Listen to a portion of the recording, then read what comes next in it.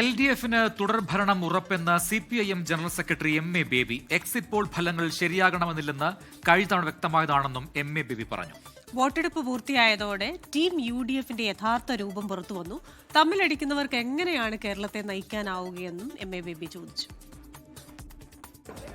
ഇടതുപക്ഷ ജനാധിപത്യ മുന്നണിക്ക് അനുകൂലമായ വിധിയാവും മറ്റന്നാൾ മെയ് 4-ാം തീയതി ബാലറ്റ് ബോക്സെല്ലാം പൊളിച്ച് എണ്ണുമ്പോൾ വരാൻ പോകുന്നത്. എക്സിറ്റ് പോളുകൾ വോട്ട് എങ്ങനെയായിരിക്കും ചെയ്തിട്ടുണ്ടാകുക എന്നുള്ളതിനെക്കുറിച്ചുള്ള ചില സൂചനകൾ നൽകുന്നതിന് പലപ്പോഴും വിജയിച്ചിട്ടുണ്ട്, ചിലപ്പോൾ പാടെ പരാജയപ്പെട്ടിട്ടുമുണ്ട്. രണ്ട് തരത്തിലും സംഭവിച്ചിട്ടുണ്ട്. വോട്ടെടുപ്പ് കഴിഞ്ഞപ്പോൾ എന്താണ് UDF-ലെയും കോൺഗ്രസിലെയും അവസ്ഥ? അതുപോലെ തന്നെ കോൺഗ്രസിന് ഭൂരിപക്ഷം കിട്ടുകയാണെങ്കിൽ കോൺഗ്രസ് ആരാണ് നേതാവായി തിരഞ്ഞെടുക്കേണ്ടത് എന്നുള്ളതിനെക്കുറിച്ച് ഘടക പാർട്ടികൾ UDF-ൽ സംസാരിക്കുന്നതും അതുണ്ടാക്കുന്ന തർക്കങ്ങളുമെല്ലാം തമ്മിത്താൻ അധികാരസ്ഥാനത്തിനും കസേരയ്ക്കും വേണ്ടി അടിപിടി കൂടുന്ന ഒരു കൂട്ടമാണ്.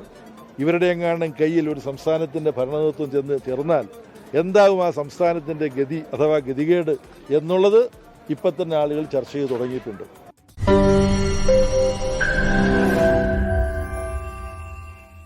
ലോകത്തെവിടെയായാലും ഏത് സമയത്തും 24 വാർത്തകളും ഓഗ്മെന്റഡ് റിയാലിറ്റി പാക്കേജുകളും എക്സ്പ്ലെയിനറുകളും വിശദമായി കാണാൻ ഞങ്ങളുടെ YouTube ചാനൽ നിങ്ങൾക്ക് സബ്സ്ക്രൈബ് ചെയ്യാം.